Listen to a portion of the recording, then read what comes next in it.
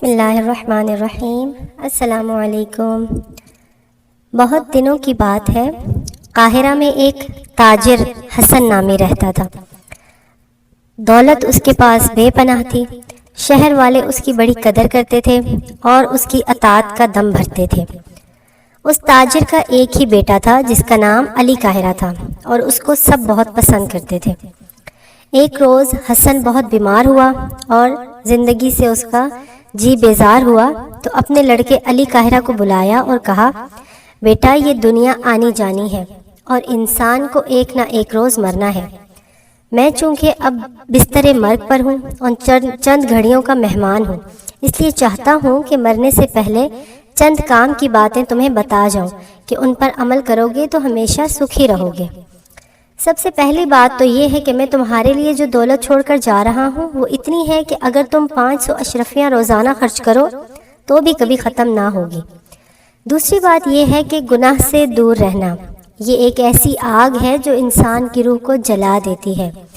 غریبوں اور مسکینوں کی مدد کرنا اور ان سے شفقت کا برتاؤ کرنا، بری صحبت سے دور رہنا، خدا سے ہمیشہ ڈرتے رہنا۔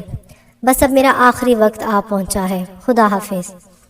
تاجر نے یہ کہا اور اس کے ساتھ ہی اس کی جان نکل گئی، وہ فوت ہو گیا۔ باپ کی موت پر لڑکا بہت رویا، رو رو کر نڈھال ہو گیا۔ پھر اس نے اپنے والد کا جنازہ اٹھایا اور غریبوں اور ناداروں کی جی کھول کر مدد کی۔ قرآن خوانی کے لیے مولوی بٹھایا اور ہر جمعہ اپنے والد کی قبر پر جانے لگا۔ کچھ عرصے بعد شیطان نے اپنی صورت دکھائی اور سوداگر بچوں کی ایک جماعت اس کے پاس آئی اور کہا، یار اب کچھ کاروبار بھی دیکھ لو، باپ تو سب کے منع کرتے ہیں، یہ کیا کہ تم آ کر بس ایک ہی جگہ پہ بیٹھ گئے ہو، آؤ ذرا باغ تک چلیں اور اپنا غم ہلکا کریں۔ چنانچہ اس روز اس نے باغ میں خوب دھما چوکڑی مچائی۔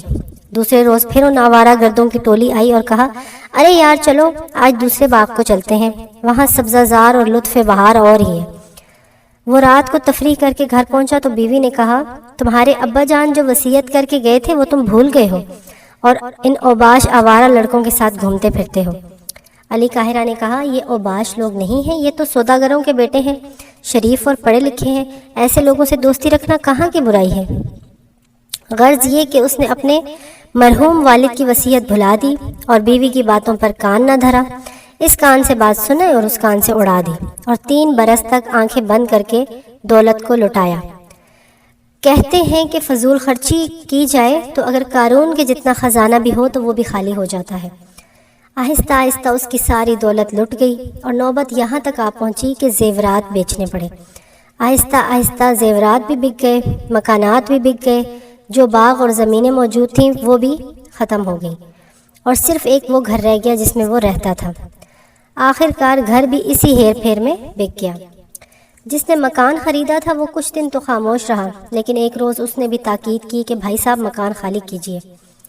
نوکروں چاکروں نے بھی صاف جواب دے دیا اور صرف بیوی بچے رہ گئے، کھانے پینے کو کچھ بھی نہ رہا۔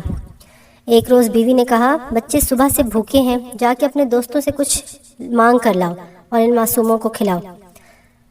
وہ گیا اور اپنے دوستوں سے اس نے جا کر بولا کہ میرے بچے بھوکے ہیں، کچھ دے دو، مگر کسی نے اس کی مدد نہ کی، بلکہ الٹا لوگوں نے اسے بیوقوف بنایا اور اس پر ہنسے۔ گھر آ کے بیوی سے کہا کہ کسی نے مجھے کچھ بھی نہیں دیا۔ وہ بیچاری پڑوسیوں کے ہاں گئی اور اپنا حال سنایا۔ پہلے ایک عورت سے ملی، اس نے اسے نہایت شفقت سے بٹھایا اور حال پوچھا۔ اس نے جو کچھ اس کے اوپر بیتی تھی وہ کہہ سنائی۔ عورت بولی، ہائے افسوس، کیا انقلاب زمانہ ہے، اللہ تمہاری مصیبت کو ختم کرے، اپنے خاوند کو سفر پر بھیجو، انشاءاللہ ساری مصیبتیں دور ہو جائیں گی۔ بیوی نے گھر آ کر علی سے کہا کہ تم سفر پر جاؤ، تو وہ بولا کہ ٹھیک ہے میں جاتا ہوں، اللہ نے چاہا تو جلد کامیاب ہو کر واپس آؤں گا۔ علی بیوی بچوں سے رخصت ہو کر سکندریہ پہنچا۔ وہاں اسے ایک سوداگر ملا جو اس کے باپ کا پرانا دوست تھا۔ اس نے پوچھا، کہاں جانے کی تیاریاں ہیں؟ علی نے جواب دیا، تجارت کے لیے جاتا ہوں۔ اس آدمی نے کہا، کچھ پاس ہے بھی یا یوں ہی آوارہ گردی پر جا رہے ہو؟ علی نے جواب دیا کہ پاس تو کچھ نہیں ہے، ہاں بس خدا کی مدد پر بھروسہ ہے، کچھ نہ کچھ مل ہی جائے گا۔ اس بات کو سن کر اس سوداگر نے اسے کچھ اشرفیاں دی اور تجارت کے لیے کچھ سامان بھی دے دیا۔ اتنے میں ایک سوداگر نے اسے دیکھا اور رحم کھا کر اپنے گھر لے گیا اور سامان اور اسباب سفر مہیا کر کے رخصت کیا۔ علی ایک جہاز میں سوار ہو کر ملک شام پہنچا اور دمشق میں ایک شخص کے ہاں رہنے لگا، پھر ایک قافلے کے ساتھ بغداد کی طرف چل پڑا۔ جب بغداد ایک دن کی دوری پر رہ گیا تو اچانک ڈاکوؤں نے حملہ کر دیا اور سب کچھ چھین لیا۔ کوئی کسی طرف بھاگا، کوئی کسی طرف بھاگا۔ علی قاہرہ بچتا بچاتا قاہرہ پہنچ گیا۔ رات ہو گئی تھی اور شہر کا پھاٹک بند ہو رہا تھا کہ اس نے زور سے آواز دی کہ میرے لیے دروازہ کھلا رکھنا۔ سپاہیوں نے پوچھا، کون ہو تم اور کہاں جاؤ گے؟ علی نے جواب دیا کہ میں ایک سوداگر ہوں، بہت سا مال و اسباب لے کر چلا تھا کہ راستے میں ڈاکوؤں نے لوٹ لیا۔ انہوں نے کئی تاجروں کو مار دیا، میں اکیلا رہ گیا اور بڑی مشکل سے یہاں تک پہنچا ہوں۔ سپاہی بڑے اخلاق سے پیش آئے اور کہنے لگے کہ آپ یہیں رات گزاریے اور کہیں جانے کی کوشش نہ کیجیے، ہم آپ کی رہائش کا مناسب بندوبست کر دیں گے۔ اتنے میں ایک سوداگر آیا اور اس نے اس کے حال پہ رحم کیا، ایک اشرفی جیب سے نکالی اور اس کے حوالے کر دی۔ اس نے اشرفی کو دے کر کچھ کھانے پینے کا انتظام کیا۔ اس کے بعد وہ سوداگر اسے اپنے مکان پر لے گیا اور اس کا سارا حال دریافت کیا۔ جب اس نے اپنی تمام کہانی سنائی تو وہ بہت ہی پریشان ہوا اور اداس ہوا۔ پھر اس نے مہربانی کر کے اس کو اچھے کپڑے دیے اور اس سے بولا کہ جاؤ غسل کر کے اپنے کپڑے چینج کرو، اور پھر اپنے ملازموں سے کہا کہ اس کو اپنے ساتھ لے جاؤ اور مکان دکھاؤ، جو پسند آئے اس کی چابی اس کے حوالے کر دو۔ ملازم علی کو لے کر ایک عمارت کے پاس آئے تو اس نے پوچھا، یہ سامنے والا عالی شان مکان کس کا ہے؟ کھلتا بھی ہے یا بند ہی رہتا ہے؟ انہوں نے جواب دیا کہ یہ مکان ہر وقت بند ہی رہتا ہے، کبھی نہیں کھلتا۔ علی نے پوچھا، اس میں کیا راز ہے؟ وہ بولے، اس میں جنات رہتے ہیں، جو بھی رات کو اس میں سویا ہے صبح کو اس کی لاش ہی نظر آئی ہے، زندہ کوئی بھی نہیں بچا۔ علی نے کہا کہ اچھا، مجھے کوئی پرواہ نہیں ہے، تم اس کی ذمہ داری مجھ پہ چھوڑ دو، مجھے اس گھر میں رہنا ہے۔ نوکروں نے جا کر آقا سے کہا کہ علی اس طرح کہہ رہا ہے کہ اس نے اس جنات والے مکان میں رہنا ہے۔ تو اس نے کہا مالک نے کہ علی سے ایک تحریر لکھواؤ کہ علی قاہرہ کو اگر اس مکان میں کوئی نقصان پہنچا تو مالک مکان اس کا ذمہ دار نہ ہوگا۔ سوداگر نے مکان کھلوا دیا اور ضروری چیزیں رکھوا کر چلا گیا۔ مکان کے صحن میں ایک کنواں تھا۔ علی نے اس میں سے پانی بھرا، وضو کر کے نماز پڑھی کہ اتنے میں اس سوداگر کا غلام ایک تشت میں شمع لے آیا اور رکھ کر چلا گیا۔ علی قاہرہ نے پوچھا کہ سونا کیسا؟ وہاں علی کو ایک آواز آئی کہ علی اگر کہو تو تمہارے اوپر سونے کی بارش کر دوں۔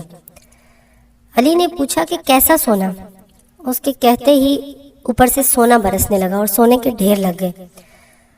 اس کے بعد اسی آواز نے پھر سے کہا کہ اب مجھے آزاد کر دو، میں اپنا کام کر چکا ہوں۔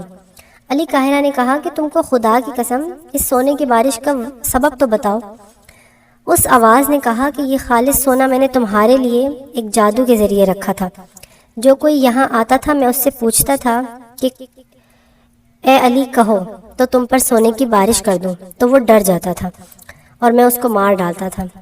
تمہارے لیے ملک یمن میں بھی خزانہ موجود ہے، اگر میں وہ خزانہ لے آؤں تو کیا تم مجھے اور اس خزانے کے محافظ کو آزاد کر دو گے؟ علی نے کہا کہ ضرور آزاد کر دوں گا، مگر پہلے سلیمان علیہ السلام کی قسم کھاؤ۔ اس نے قسم کھائی۔ پھر علی نے کہا کہ تم سے ایک کام اور بھی ہے، اور وہ یہ ہے کہ قاہرہ میں میرے بیوی بچے رہتے ہیں، انہیں کسی طرح لے آؤ کہ کوئی نقصان نہ پہنچنے پائے۔ جن 3 دن کے وعدے پر رخصت ہوا اور کہہ گیا کہ خزانہ بھی لاؤں گا۔ صبح کو علی قاہرہ نے ادھر ادھر دیکھا کہ سونے کو کہاں رکھوں۔ آخر کتان کے بورے مل گئے تو انہی میں سونا بھر کے سنگ مرمر کی ایک بڑی سی سل اوپر رکھ دی۔ اتنے میں کسی نے دروازے پر دستک دی، دیکھا تو مالک مکان کا غلام آیا تھا۔ غلام نے جو علی قاہرہ کو زندہ پایا تو واپس اپنے آقا کے پاس دوڑ دوڑ کر گیا اور کہا کہ سرکار، وہ سوداگر بچہ تو زندہ سلامت موجود ہے۔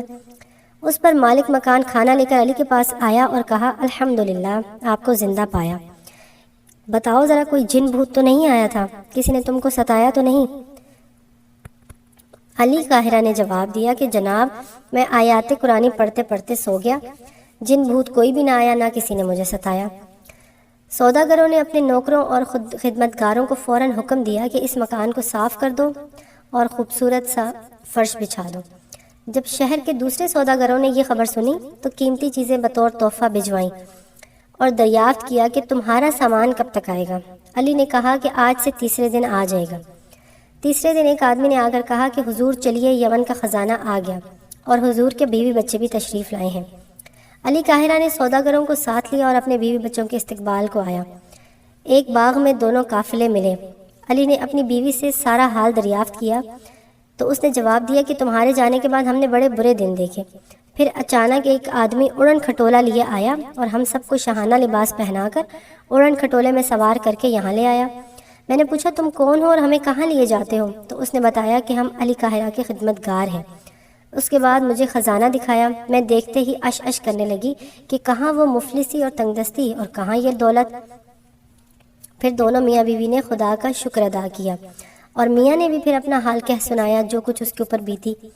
اس کے بعد علی نے بیوی کو وہ سونا دکھایا جو اس نے اپنے اس مکان میں چھپا رکھا تھا۔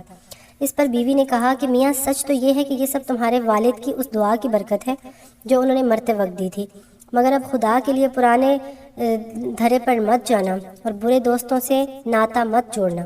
قسمت انسان پر روز روز مہربان نہیں ہوا کرتی۔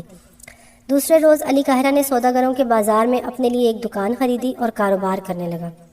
آہستہ آہستہ اس نے وہ مرتبہ پایا جو بغداد میں سب سے اعلیٰ درجے کا تاجر بن گیا۔ بغداد کے بادشاہ نے جو اس کی شہرت سنی تو اپنے دربار میں اس کو طلب فرمایا، عزت بخشی، رتبہ بڑھایا۔ علی بادشاہ کے لیے ایسے قیمتی تحفے لے کر گیا کہ بڑے بڑے بادشاہوں نے بھی نہیں دیکھے تھے۔ بادشاہ ان تمام تحائف پر بہت خوش ہوا اور علی کو خوش رخصت کیا۔ دوسرے روز بادشاہ نے امیروں وزیروں کو طلب کیا اور فرمایا کہ کتنے ہی بادشاہوں نے میری لڑکی کے لیے شادی کے پیغام بھیجے ہیں، لیکن آج تک کسی نے ایسا تحفہ بھی بھیجا ہے جیسا علی قاہرہ لایا ہے؟ ان سب نے ایک ہی زبان میں جواب دیا کہ بلا شبہ آپ درست فرماتے ہیں، علی قاہرہ سے بہتر تحفہ آج تک کوئی نہیں لایا۔ اس کے علاوہ ہم نے اس جیسا حسین آدمی بھی یہاں کوئی نہیں دیکھا۔ ہماری خواہش ہے کہ آپ اپنی اکلوتی شہزادی کا بیاہ اسی سے کر دیں۔ بادشاہ نے وزیروں کا مشورہ بہت پسند کیا اور کہا کہ خدا مالک ہے، شاید اس لڑکی کی کوئی خوش قسمتی ہے کہ یہ سوداگر بچہ یہاں آیا ہے۔ اس کے بعد بادشاہ نے علی قاہرہ کے لائے ہوئے تحفے بادشاہ بیگم کو بھی دکھائے۔ وہ بھی یہی سمجھی کہ کوئی نامور شہنشاہ یہ تحفے لایا ہے، لیکن جب پتہ چلا کہ قاہرہ کا ایک تاجر بطور سوغات لایا ہے تو وہ ششدر رہ گئی، حیران ہو گئی۔ پھر بادشاہ نے اس سے مشورہ لیا کہ شہزادی کی شادی علی قاہرہ سے کر دی جائے کہ نہیں، تو اس نے بھی یہی جواب دیا کہ علی قاہرہ سے اچھا اور مالدار داماد کہاں ملے گا؟ اللہ کا نام لے کر شہزادی کو اسی سے بیاہ دیجیے۔ مجھے امید ہے کہ ہماری بیٹی زندگی بھر خوش و کامران رہے گی۔ چنانچہ اگلے روز بادشاہ نے علی قاہرہ کو محل میں طلب فرمایا اور کہا کہ ہم تم سے اتنے خوش ہیں کہ چاہتے ہیں تم سے اپنی اکلوتی بیٹی کی شادی کر دیں، بولو تمہاری کیا مرضی ہے؟ علی قاہرہ نے عرض کی کہ غلام ایک ادنا درجے کا تاجر ہے اور حضور بادشاہ ہیں، اس لیے میں اس کرم نوازی کا قابل نہیں ہوں۔ دوسری بات یہ ہے کہ میں بیوی بچوں والا ہوں، میرا بڑا لڑکا ماشاءاللہ اب جوان ہے، اور ایسی صورت میں میرا دوسری شادی کرنا ایک بری حرکت لگتی ہے اور دنیا بھی لعنت بھیجے گی کہ اپنا بیٹا جوان ہے اور خود شادی کر رہا ہے۔ جب بادشاہ نے علی قاہرہ کے بیٹے کو طلب کیا کہ اسے بلا کر لاؤ میں اسے دیکھوں، تو وہ جب اس کو دیکھتا ہے تو وہ اپنے والد سے بھی زیادہ خوبصورت تھا۔ بادشاہ نے اپنے وزیر سے پوچھا کہ کیا کہو، کیا کہتے ہو، کیا کرنا چاہیے؟ تو سب نے اسے یہی مشورہ دیا کہ حضور یہ بھی اپنے والد سے بھی زیادہ خوبصورت ہے، تو آپ اپنی لڑکی کی شادی اسی سے کر دیں۔ چنانچہ بادشاہ نے اسے وزیر اعظم کا رتبہ بخشا اور اپنی بیٹی کی شادی اس سے کر دی۔ پھر حکم دیا کہ شادی کے موقع پر تمام شہر میں چراغاں کیا جائے اور غریبوں اور مسکینوں کو عمدہ کھانے کھلائے جائیں۔ بادشاہ نے اپنی پیاری بیٹی کے لیے ایک الگ محل بنوایا جو اپنی مثال آپ تھا۔ سب ہنسی خوشی رہنے لگے۔ کچھ عرصے بعد بادشاہ بیمار ہو کر وفات پا گیا تو علی قاہرہ کا بیٹا تخت و تاج کا وارث قرار پایا۔ اس نے تخت پر بیٹھتے ہی رعایا پر انعامات کی بارش کر دی۔ ہر کوئی اس کے نام کا دم بھرنے لگا، سب اس سے بہت پیار کرتے تھے۔ رعایا بہت خوشحال اور خوش و خرم رہنے لگی۔ سب انسان جتنے بھی امیر ہو جائیں، جتنے بھی ان کے پاس دولت آ جائے، لیکن جب تک ہم اللہ کا حکم نہیں مانتے، جب تک ہم اللہ کے احکامات پر عمل نہیں کرتے ہیں، تو نہ وہ دولت ہماری کسی کام آتی ہے، نہ وہ جوانی اور نہ وہ صحت۔ اسی لیے ہم سب کو چاہیے کہ ہم اپنے اللہ کے احکامات کو مانیں، نماز قائم کریں اور اپنے اللہ پاک کی بتائی ہوئی بری چیزوں سے، برے کاموں سے جن سے اللہ نے روکا ہے، ان سے ہم باز رہیں تو اللہ پاک ہمارے رزق میں، ہمارے کاروبار میں بھی برکت عطا کرتے ہیں۔ امید ہے آپ کو یہ واقعہ پسند آیا ہوگا۔ چینل کو سبسکرائب کر کے ویڈیو کو لائک کر دیں۔ شکریہ۔